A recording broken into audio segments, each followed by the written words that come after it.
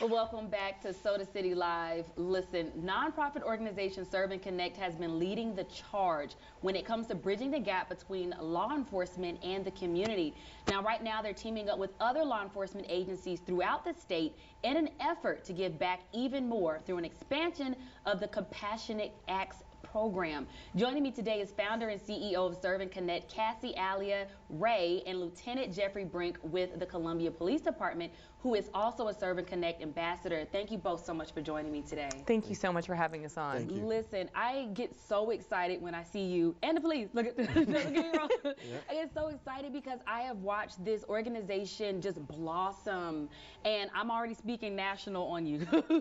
I love the work that you guys do in the community. I mean, you live by Serve and Connect. Like, you literally are serving and connecting, and it's beautiful just to see, you know, our law enforcement dressed out and having fun, not having to work extremely hard because, you know, you guys do so much. You do so much, and I don't think people realize it.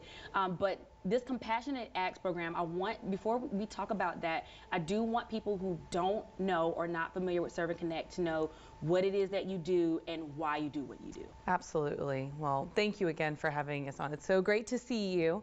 So Serve and Connect is a nonprofit organization that I started, and we have the mission of fostering positive change through sustainable police and community partnerships. Essentially, what we believe is that there is no us versus them, that together we are better, and that when we work together, we create a better future for us all, and that it is important that we work together, that what we want at the end of the day is more the same than it is different, and we have to come together to create bright, safe futures for the people we love. Absolutely. I founded the organization after my husband Greg, who was a police officer in Forest Acres, was killed in the line of duty in 2015. And it's a journey that brought me here to this point, but largely driven by me appreciating, you know, just what if we had found the person who killed him before that day? Would we have found a man in need, and what if we could have helped him? And that's really what Serve and Connect is about, is coming together to prevent more tragedies from happening and really to create safe, bright futures for the people that we love. Right, and it's so beautiful, and you do such a phenomenal job. And Lieutenant, what is your role as an ambassador with this organization? Well, it's kind of twofold. As a member of the Columbia Police Department, we carry a very strong partnership with Serve and Connect. Through the work in the community that they're doing, it allows us to build a better partnership with community residents, businesses, just external partners for the department. I think being an ambassador gives me an opportunity to work closely with Serve and Connect, and Greg's Groceries is another break off of Serve and Connect that really provides for residents in need of non-perishable food items that can get them through to the next paycheck. And being a part of that is very important to me, but it's also important to our police department that we can stand with them doing what we can for our community. I love it. Now, you all are getting ready to make a big announcement Thursday.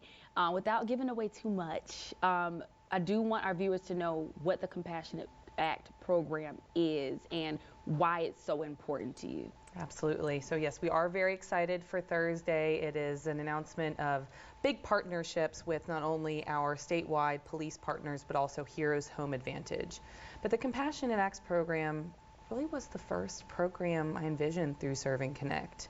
And it was driven by something Greg said just a few months before he was killed.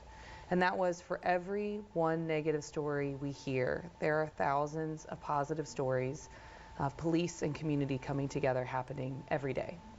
You know, when Greg was killed, I saw just how right he was. Every single day, police officers are coming across people in need and finding ways to help. And the Compassionate Acts program was driven by this belief that if we could provide police with more resources and more connection to the resources that are available in our community, can we expand their impact? And so very specifically, a police officer, if they come across a family in need, so one very clear example actually comes out of the Columbia Police Department. There was an officer who came across a veteran who was experiencing homelessness, and the officer had been trying to get that individual help, but was having a hard time. No beds were open. So they reached out to us for help, and we were able to help provide housing for that individual in a hotel until we were able to then connect with additional resources to get him in long-term care. So those are some of the examples of the ways that we can help through the Compassionate Acts program. I love it. Now, as far as Thursday goes, I know you can't give away too much because it is the point of the announcement. But what are some things that we can expect? You know, as far as major announcement about the expansion of that program. Like I said, it was the first one that we envisioned, and you know, we've provided hats and gloves and scarves, and Greg's Groceries is a part of the Compassionate Acts program. And I'm proud through that network, we're now in 70% of South Carolina counties, in addition to having 2 statewide agencies. This announcement will talk about how we go even more, expand those resources beyond groceries to help more of those acts of kindness. You know, when we talk about creating healing and hope between police and the communities they serve, there are some big things that need to happen, but a lot of it is in our small everyday acts of kindness that make that big difference in creating that healing and that bridge. Awesome. Now, Cassie, if someone wants to volunteer, can they, and how can they? Oh, we would absolutely love that. Please reach out, serveandconnect.org.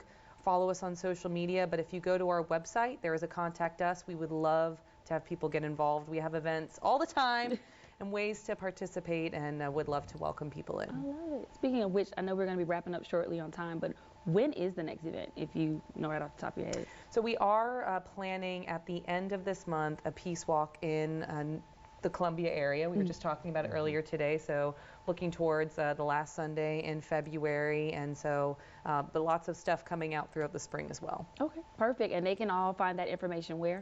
On our website, serveandconnect.org. We also have Illuminate, our gala, on March 3rd, which is going to be lots of fun. We have the Superintendent of Police from Chicago will be our guest speaker. It's all neon laser vibe. It's going to be really fun. So definitely come out March 3rd. Perfect. Is there anything that either one of you would like to add? I'll just appreciate the opportunity to be here, and like I said, the Columbia Police Department honors being able to be a part of a team effort to help our community. So. I love it. Well, thank you both for joining me. We will have all of these details on our website, WISTV.com, under our Soda City Live tab. We'll have much more Soda City Live coming up after the break, including details about some programs that your children might be able to be a part of in Orangeburg.